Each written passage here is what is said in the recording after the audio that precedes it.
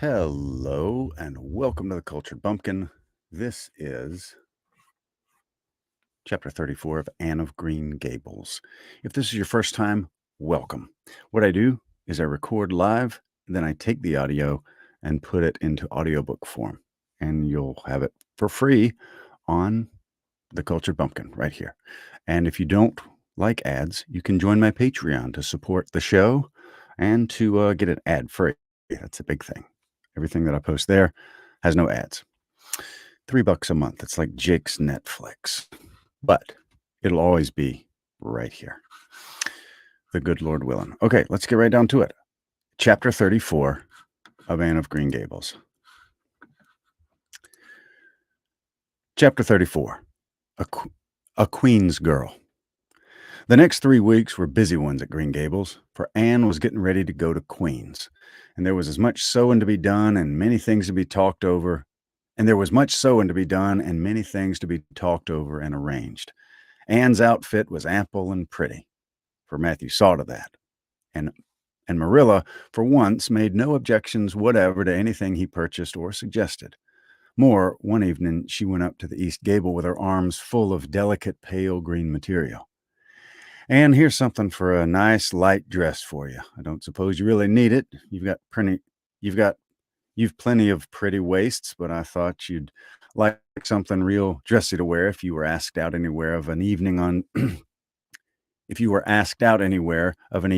town to a party or anything like that. I hear that Jane and Ruby and Josie have got evening dresses, as they call them, and I don't mean you shall be behind them. I got Mrs. Allen to help me pick it out in town last week, and we'll get Emily Gillis to make it for you. Emily has got taste, and her fits aren't to be equaled." "Oh, Marilla, it's just lovely," said Anne. "Thank you so much. I don't believe you ought to be so kind to me. It's making it harder every day for me to go away."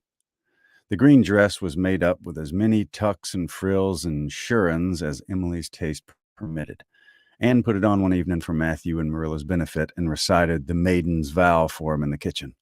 As Marilla watched the bright, animated face and graceful motions, her thoughts went back to the evening Anne had first arrived at Green Gables, and memory recalled a vivid picture of the odd, frightened child in her preposterous yellowish-brown wincey dress, the heartbreak looking out of her tearful eyes. Something in the memory brought tears to Marilla's own eyes. I declare my recitation has made you cry, Marilla," said Anne, gaily stooping over Marilla's chair to drop a butterfly kiss on that lady's cheeks. "Now I call that a positive triumph." "No, I wasn't crying over your piece," said Marilla, who would have scorned to be betrayed into such weakness by any poetry stuff. "I just couldn't help thinking of the little girl you used to be, Anne, and I was wishing you could have stayed a little girl, even with all your queer ways. You've grown up now and you're going away, and you look so tall and stylish and so different altogether in that dress, as if you didn't belong in Avonlea at all, and I just got lonesome thinking it all over." "Marilla," Anne sat down on Marilla's gingham lap, took Marilla's lined face between her hands, and looked gravely and tenderly into Marilla's eyes. "I'm not changed a bit. Not really. I'm only just pruned down and branched out. The real me back here is just the same. It won't be a bit of difference where I go or how much I change outwardly. At heart, I shall always be your little Anne, who will love you and Matthew and dear Green Gables more and better every day of her life." Anne laid her fresh young cheek against Marilla's faded one and reached out a hand to pat Matthew's shoulder. Marilla would have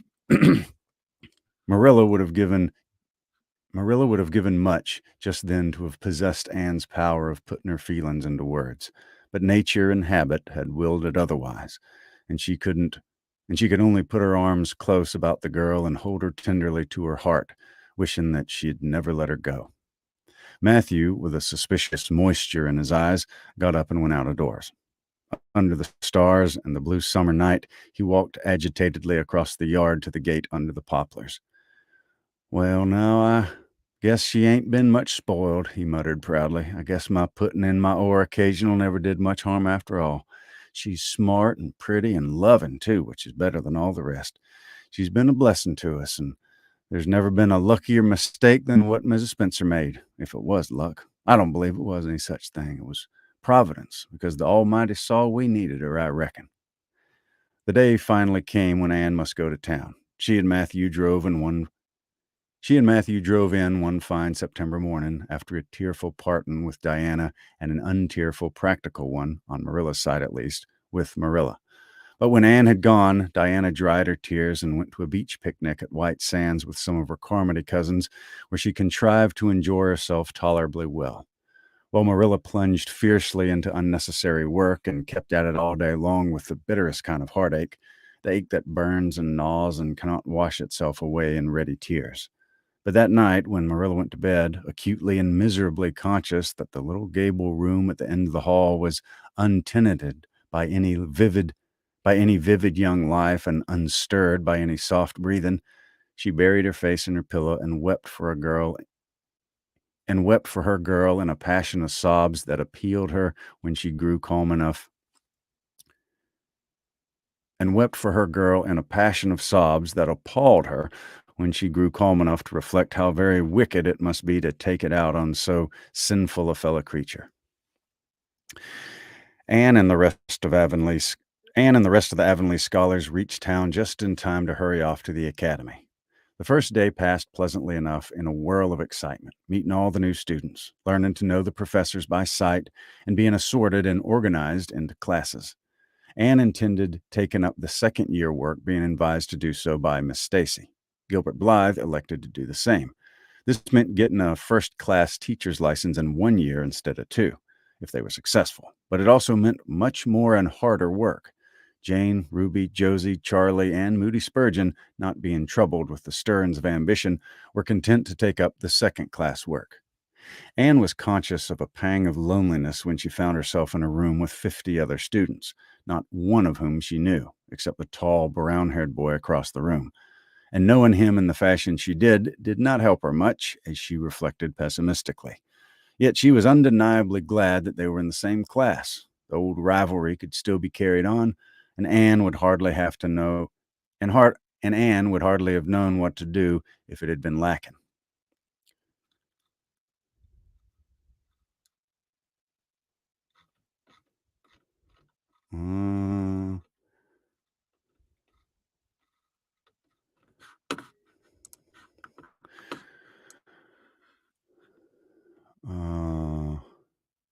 Strawberry cupcakes? What? That's like my third favorite food. That sounds amazing. Happy 4th to you and whoever else celebrates tomorrow. And we have the occasional Canadian or Brit in here. But yeah, if you celebrate the 4th, happy 4th, because I sure do. All right, where are we at?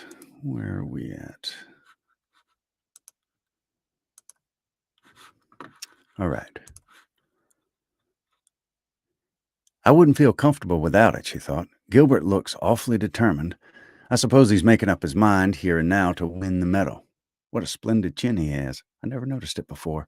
I do wish Jane and Ruby had gone in for first class, too. I suppose I won't feel so much like a cat in a strange garret when I get acquainted, though. I wonder which of the girls here are going to be my friends. It's really an interesting speculation. Of course, I promised Diana that no Queen's girl, no matter how much I liked her, should ever be as dear to me as she is. But I've lots of second-class affections to bestow. Excuse me.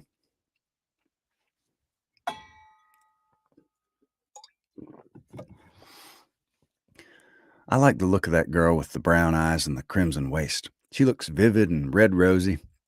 There's that pale, fair one gazing out the window. She has lovely hair and looks as if she knew a thing or two about dreams.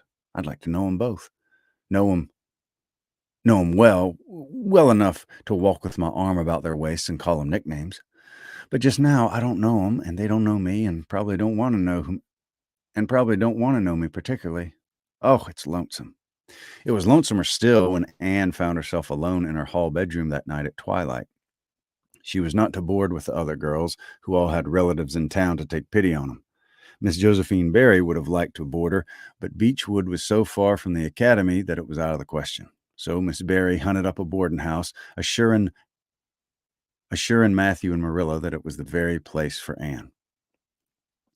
The lady who keeps it is the lady who keeps it The lady who keeps it is a reduced gentlewoman, exclaimed explained Miss Barry. Her husband was a British officer, and she's very careful what sort of boarders she takes, and will not meet with any objectionable persons under her roof. The table's good, and the house is near the academy in a quiet neighborhood. All this might be quite true, and indeed proved to be so, but it did not materially help Anne in the first agony of homesickness that seized upon her. She looked dismal. She looked dismally about her. She looked dismally about her narrow little room, with its dull-papered, pictureless walls, its small iron bedstead and empty bookcase, and a horrible choke came into her throat as she thought of her own white room at Green Gables, where she would have had the pleasant consciousness of a great green still outdoors, of sweet peas growing in the garden, and moonlight falling on the orchard, of the brook below the slope and the spruce boughs tossing in the night wind beyond it, of a vast starry sky, and the light from Diana's window shining out through the gap in the trees. Here there was nothing of this. Anne knew that outside of her windows was a hard street, with a network of telephone wires shutting out the sky, the tramp of alien feet, and 1,000 lights gleaming on stranger faces. She knew that she was going to cry and fought against it. I won't cry. It's silly and weak. There's the third tear splashing down my nose. There are more coming. I must think of something funny to stop them. But there's nothing funny except what's connected with Avonlea, and that only makes things worse. 4, 5. I'm going home next Friday. That seems 100 years away. Oh, Matthew is nearly home by now, and Marilla's at the gate, looking down the lane for him. 6, 7, 8. Oh, there's no use in counting them. They're coming in a flood presently. I can't cheer up. I don't want to cheer up. It's nicer to be miserable. The flood of tears would have come, no doubt, had not Josie Pye appeared at that moment. In the joy of seeing a familiar face, Anne forgot that there had never been much love lost between her and Josie. As a part of Avonlea life, even a Pye was welcome. I'm so glad you came up, said Anne sincerely. You've been crying, remarked Josie with aggravating pity. I suppose you're homesick. Some people have so little self-control in that respect. I've no intention of being homesick, I can tell you. Town's too jolly after that poky old Avonlea. I wonder how I ever existed there so long. You shouldn't cry, Anne. It isn't becoming, for your nose and eyes get red, and then you seem all red. I had a perfectly scrumptious time in the academy today. Our French professor is simply a duck. His mustache would give you the kerwallops of the heart. Have you had anything eatable around, Anne? I'm starving. Ah, I guess. Ah, I guess. I guessed likely Marilla'd load you up with cake. That's why I called round. Otherwise, I'd have gone round to the park to hear the band play with Fred Stockley. He boards the same place as I do, and he's a sport. He noticed you in class today and asked me who the red-headed girl was. I told him you were an orphan that the Cuthberts had adopted, and nobody knew very much about where you'd been before that.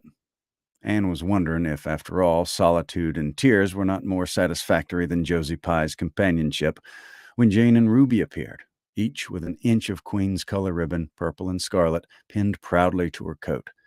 As Josie was not speaking to Jane just then, she had to subside into comparative harmlessness.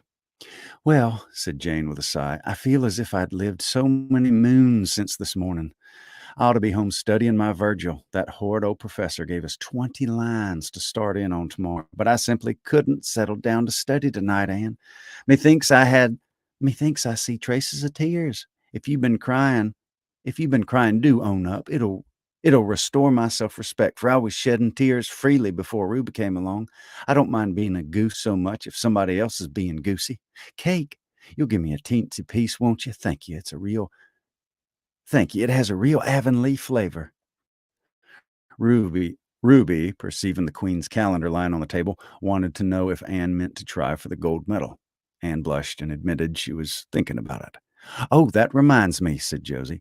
Queen's is to get one of the Avery scholarships after all. The word came today. Frank Stockley told me. His uncle is one of the board of governors, you know. It'll be announced in the academy tomorrow.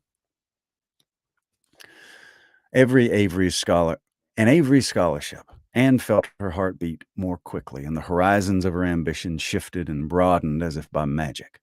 Before Josie had told the news, Anne's highest pinnacle of aspiration had been a teacher's provincial license, first class at the end of the year, and perhaps the medal. But now in one moment, Anne saw herself winning the Avery Scholarship, taking an arts course at Redmond College, and graduating in a gown and mortar board before the echo of Josie's words had died away. For the Avery Scholarship was in English, and Anne felt that here her foot was on native heath. A wealthy manufacturer of New Brunswick had died and left part of his fortune to endow a large number of scholarships to be distributed among the various high schools and academies of the maritime provinces according to their respective standings. There had been much doubt whether one would be allotted to Queen's, but the matter was settled at last. And at the end of the year, the graduate who made the highest mark in English and English literature would win the scholarship. $250 a year for 4 years at Redmond College. No wonder that Anne went to bed that night with tingling cheeks. I'll win that scholarship. If I work hard, I can do it, she resolved. Wouldn't Matthew be proud if I got a BA?